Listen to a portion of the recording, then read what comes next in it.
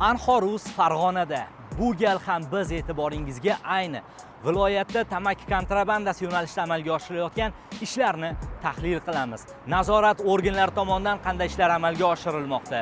Savdo nuqtalarida noqonuniy mahsulotlar savdosiga qarshi kurash jarayonlari nimalarda o'z ifodasini topyapti va tadbirkorlar bundan qancha zarar, qancha foyda ko'rayotganligiga oydinlik kiritamiz. Agar tayyor bo'lsangiz, Farg'onadan maxsus reportaj biz boshladik.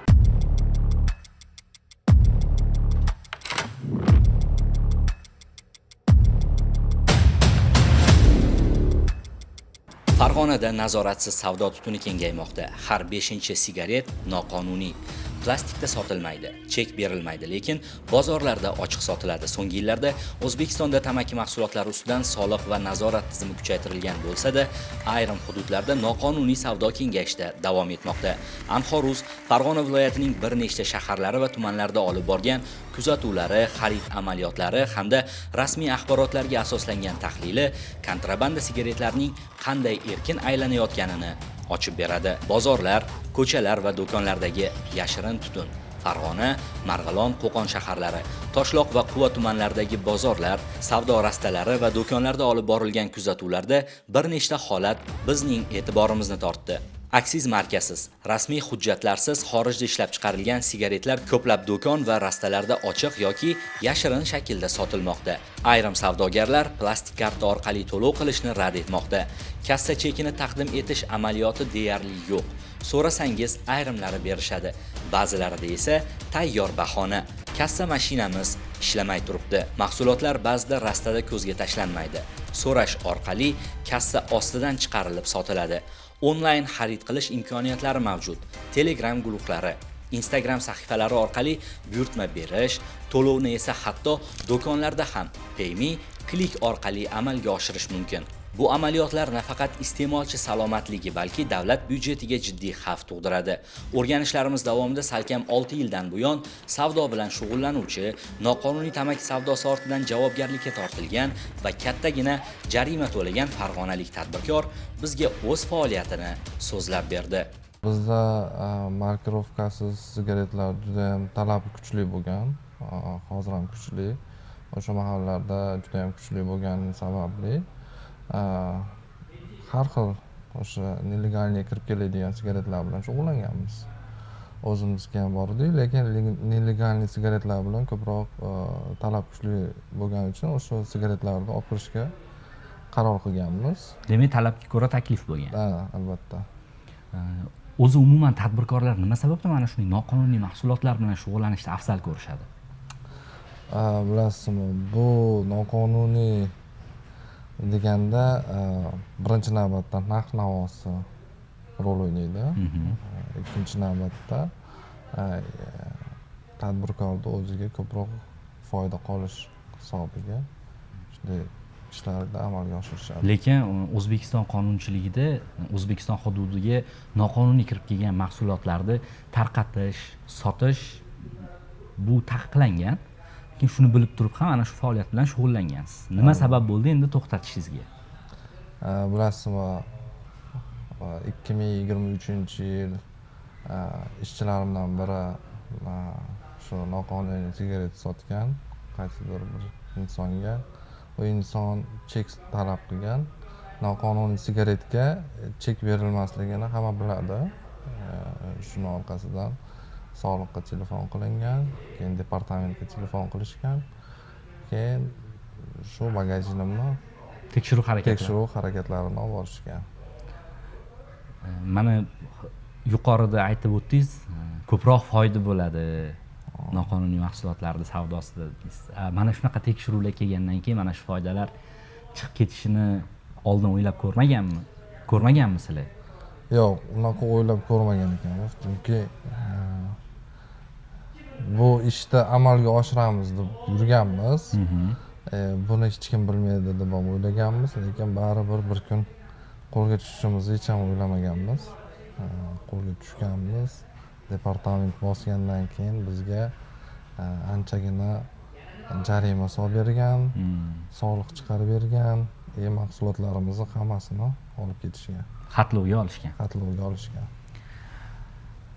ko'zi kunida emas kunda sinadi degan naql bor. Demak, mana shunaqa jarayonni boshingizdan o'tkazgansiz. Hozir ham tadbirkorlik faoliyatini davom ettirasiz. Albatta. Noqonuniy mahsulotlar savdosiga ha yoki yo'q sizda javob. Noqonuniy savdoga men yo'q deb beraman. Chunki bu ozroq foyda olish ilinjida ko'p tadbirkorlar bu ishga qo'l ursa, endi tashqaridagi insonlarning talabini qondirish uchun yo boshqa qilish uchun, lekin bu yerda tadbirkorning o'zi anchagina zararga kiradi. Где-то bir 10 barobar zararga kiradi. Oddiy misol qilib aytadigan bo'lsam, hozir men hech qachon hech qaysi tadbirkorga bunaqa mahsulotlarni sotishni tavsiya qilmayman. Rasmiy holatlar va qo'lga olishlar ham yo'q emas. Bojxona musodara qiladi, soliq esa jarimaga tortadi. Anxoruzning axborot so'roviga javoban Farg'ona viloyati bojxona boshqarmasi 2025-yilning 1-yanvaridan 10-maygacha bo'lgan davrda amalga oshirilgan kontrabanda holatlari bo'yicha quyidagi ma'lumotlarni taqdim etdi. Joriy yilning o'tgan 4 oyi davomida Farg'ona viloyati bojxona boshqarmasi xodimlari tomonidan chegara bojxona postlarida bojxona ko'riklari hamda ichki hududda o'tkazilgan tezkor tadbirlar davomida jami 21 ta holatda umumiy qiymati 1 milliard 135 million so'mlik 106 ming qutidan ziyod tamaki mahsulotlarining chetdan noqonuniy olib kirilishi va aylanishiga chek qo'yilgan. Ko'zdan kechirishlar davomida ushbu tamaki mahsulotlari O'zbekiston aksiz markalari bilan markalanmaganligi hamda chekishning inson salomatligiga zararliligi haqidan ogohlantiruvchi belgilarning mavjud emasligi ma'lum bo'lgan. Chegara bojxona postlarida tamaki mahsulotlari asosan avtotransport vositalarida, ularning yoqilg'i saqlash qismlarida bojxona nazoratidan yashirilgan holatlarda olib o'tilayotganligi aniqlanayotgan bo'lsa, ichki hududda o'tkazilgan tezkor tadbirlarda asosan chegara oldi hududlarda yashovchi fuqarolarning yashash xonadonlarida, shuningdek ushbu hududdan harakatlanayotgan avtotransport vositalarida tashilayotganligi aniqlangan. Viloyat bojxona boshqarmasining qo'shimcha qilishicha, Qo'qon shahrida Lacetti avtomobili va yashash xonadonida o'tkazilgan tezkor tadbirda 357 million so'mlik 27500 quti aksiz markasiz tamaki mahsulotlari aniqlangan. Shuningdek, Dang'ara tumanida Damas avtomobili va xonadonda 150 million so'mlik 10 ming quti hujjatsiz sigaretlar topilgan. Umumiy hisobda 507 million so'mlik 37500 quti kontrabanda mahsuloti musodara qilingan. Mazkur holatlar yuzasidan tergovga qadar tekshiruv ishlari olib borilmoqda. Biroq soliq boshqarmasiga yuborilgan savollarimiz javobi kechikmoqda. Bu esa ichki nazoratda uzilishlar borligini ko'rsatadi. Ayniqsa, kassa cheksiz va naqd savdo holatlari keng tarqalgan bir hududda. Har 5-sigaret noqonuniy. Toshkent davlat iqtisodiyot universiteti olib borgan tadqiqotga ko'ra, mamlakat bo'yicha noqonuniy tamaki savdosi 2023-yilda 22% bo'lgan bo'lsa, 2025-yil martida bu ko'rsatkich 10% gacha tushgan. Ammo Farg'ona vodiysidagi holat hozir ham dilni xira qiladi. Hududda kontrabanda mahsulotlari ulushi 21% dan yuqori. Ya'ni har 5-mahsulot noqonuniy yoki tamaki. Eng yuqori ko'rsatkichlar esa Namanganda 34%, Qo'qonda 32 va Marg'ilon shahrida 31% hisobidagi ko'rsatkich bilan shaharlar yoki hudud hissasiga to'g'ri kelmoqda. Bu shuni anglatadiki, Farg'ona vodiysi O'zbekistonda noqonuniy tamaki mahsulotlarining asosiy bozoriga aylangan.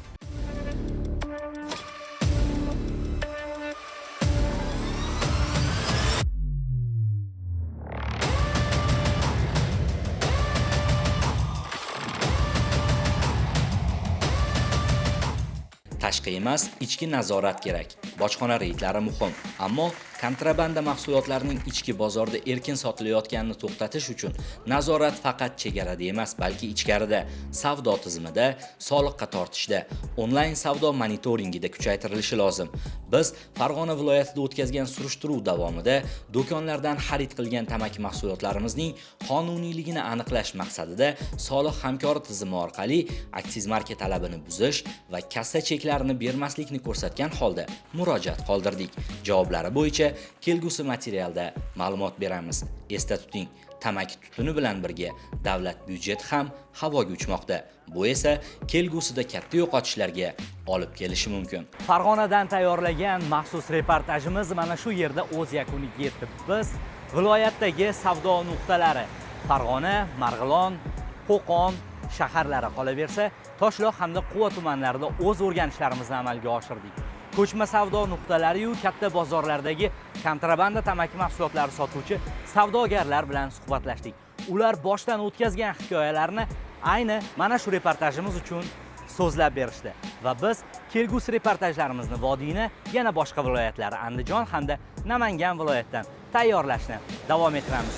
Hozircha Farg'onaga qilgan safarimiz mana shu yerda o'z yakuniga yetdi va biz boshqa viloyatlar tomon yo'l olamiz.